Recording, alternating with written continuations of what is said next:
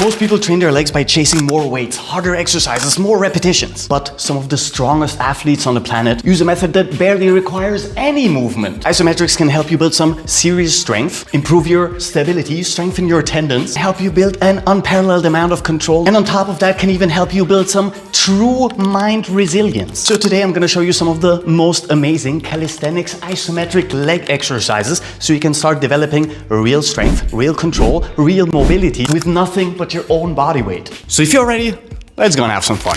Classic wall sits are an amazing starting point for a lot of people. For one, they take off a lot of pressure from your joints so you can start working on that strength and control as you develop the necessary mobility and the bare minimum of isometric strength until you can start holding this freely. With only a few things to keep in mind for maximum efficiency, we want to bring our hips to knee height or slightly below so we can start engaging our quads fully. And to add a little bit more stress onto our musculature, we are actively pushing with our legs against the wall, increasing our quad engagement even more and adding one very important thing that is going to help us immensely later, which is foot musculature engagement. And you can play around with the width of your stance depending on how comfortable you feel or how uncomfortable you want to feel, closing all the way and actively pushing your knees together to add some adductor strength, or widening your stance and pulling your knees out actively to include a little bit more of your exterior glute musculature.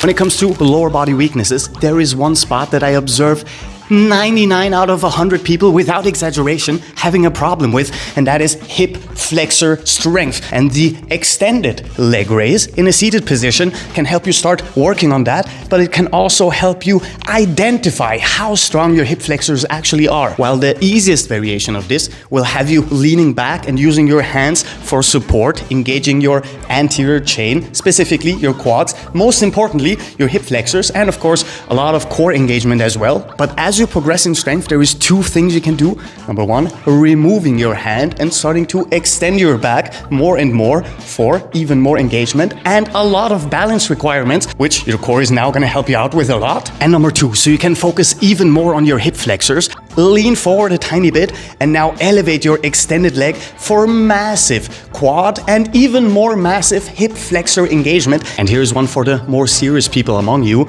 Keeping your upper body extended, we will open up our legs and now elevating in an extended position, lengthening our toes, and then very importantly, we're going to move into external hip rotation by turning outward like so, pulling our leg out and holding for 10, 20, 30 seconds. And trust me, if you try it out now, you will notice how easy this looks, but also how hard this exercise can truly be. And while it can be torturous to hold, the benefits of this exercise are simply too amazing to skip over. And now, with the reverse lunging position, holding it statically, we can start even out the massive amount of hip flexor strength we built with a lot of hip flexor flexibility by lengthening our anterior chain, adding massive amounts of strength, once again, to our front leg in our quads, pushing our feet into the floor, using our toes to grab the floor for even more foot musculature engagement, and holding by pushing our hips forward and slightly downwards, once again with our hip joint at knee height or slightly below. And now we also have a lot of glute engagement as well, especially in the hind leg for pushing forward and downwards, as well as a nice stretch for our foot musculature in the back leg. With this exercise adding an even more effective hip flexor stretch as we start pushing lower and lower until our knee almost touches the floor, and once again pushing our hips forward even more,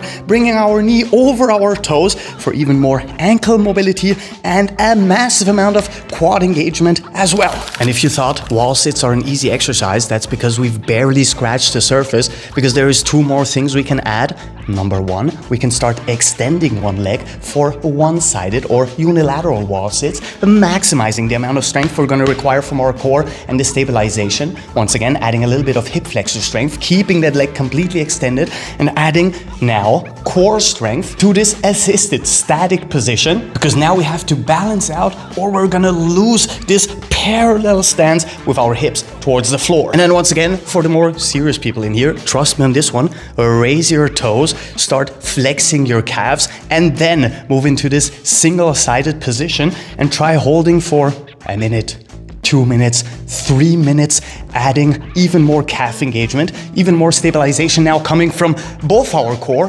as well as our foot musculature. Very important for anyone who wants to advance when it comes to athleticism in general. And while the Bulgarian split squat is one of the most beloved lower body exercises, the static split squat hold can be an amazing addition to your exercises, now increasing not only the flexibility in our hip flexors, but also in our quads, moving all the way down towards the insertion surrounding our knee, especially once again, once we start pushing forward for more glute engagement, downward for even more stretchability in the front, even more strength requirements from our glutes, and now even more quad engagement.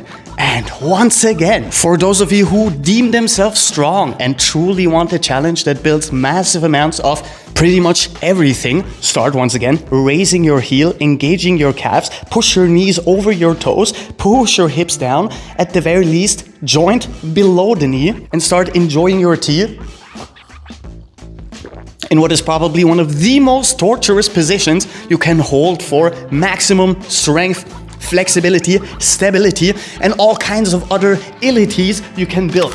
As usual, this video is sponsored by you. You are my only sponsor. By liking this video, subscribing to the channel, watching the whole video until the end, maybe sharing it, hell, maybe even you're crazy enough to leave a comment. That is the only type of sponsorship I could ever ask for. And I will diligently use the ad money to buy even more gourmet cat food. Now, I do not believe that there is a single serious martial artist out there that cannot tell you about the tortures they had to endure in the classic horse stance. And there is a reason why this is one of the most beloved lower body static exercises out there. For all the similar classic benefits we've gotten for our quad strength, now we have even more glute engagement, which we need to pull our knees out into the same direction as our toes.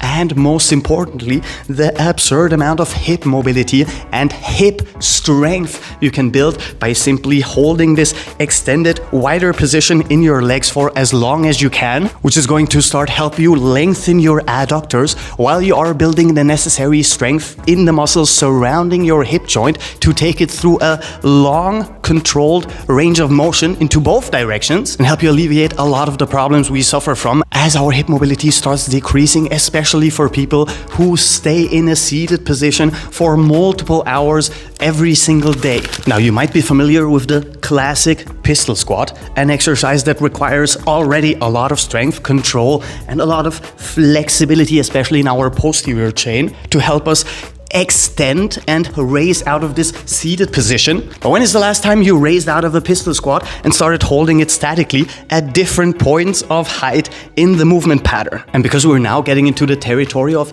pretty advanced stances, there is one simple tool I love to use when it comes to pistol squats and holding them statically, and that is a classic stick, a broomstick, whatever you have at home. Behind the leg, we are about to extend, and now we can play around with both stability, flexibility, and strength by simply lowering down and moving the stick forward. Lowering down, holding, moving the stick forward. Pulling up if necessary. However, we want to stay engaged with our quads as much as possible, which means that we're only slightly helping out for a little bit of extra when it comes to the flexibility benefits in our hamstrings. And the massive amount of stabilization from our legs and our core is almost too much for me to handle while speaking, but we're still in the game. Hold, hold, hold. And I would tell you to have fun with this exercise, but it's not fun. In fact, it is quite literally the opposite of fun. However, massive amounts of benefits, massive amounts of strength, coordination, control, stability, flexibility, and joint health. Once again, a lot for our knees, our hips, and our ankles. I am a big 5'7.5" fan of the reverse Nordic curl for an insane amount of flexibility benefits we can start working on while strengthening our quads. Now adding massive amounts of anterior chain strength with an insane amount of mobility for our lower body joints and a lot of glute engagement, so we do not fall into this spinal extension but stay at the very least in a neutral or even flexed spinal position while we lower down. But you can also, of course, hold this position statically for insane amounts of static anterior chain engagement, even more core, and you can add some rotation. Hold it to the side like so. Oblique engagement as well as more transverse abdominis, or into the other direction, of course, so we do not end up imbalanced. And if you need assistance with this exercise, an amazing trick you can use is simply placing your hand right behind your knee, keeping your arm extended, and now lowering down, assisting the tiniest bit by pressing your arm into your leg, holding for a handful of seconds, and repeating on the other side, adding a little bit more stretch on one, and then a little bit more stretch on the other side for more of a unilateral movement. We've got hip flexor and quad engagement galore, but what we also have, a very important thing, is that we're engaging our front side of our leg, our tibialis, by pressing our foot into the floor, which normally would start pulling our toes in, but now that we are actively in this dorsiflexion position, pushing our heel into the floor is what keeps us from losing balance in the lower half and what helps us hold this entire position, which once again will help us a lot when it comes to ankle mobility as well. And it's probably one of the muscles that very few people train regularly.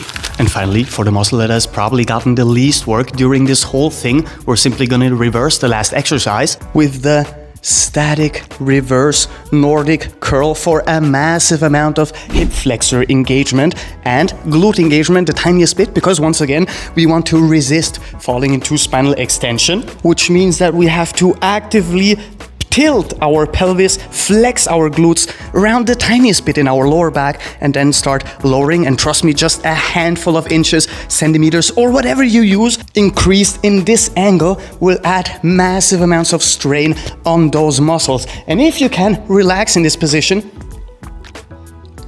and drink some tea without cramping, you have advanced to a level of static leg strength that is very hard to rival by anyone. I would highly advise to, between sets, lengthen your hamstrings. Do not start stretching actively. Simply extend your leg all the way and lean forward the tiniest bit so you can get into, at the very least, a neutral position for this muscle before we start contracting it again, minimizing the amounts of cramps you're going to get. And there you go, a complete lower body static calisthenics system you can use to progress through from easy, more beginner-friendly exercises to some of the most advanced static patterns you will ever experience for your lower body, and enough exercises and variations to help you even out any sort of weaknesses you might have when it comes to lower body mobility, flexibility, strength, static endurance. But once again, that's all the time I've left you today.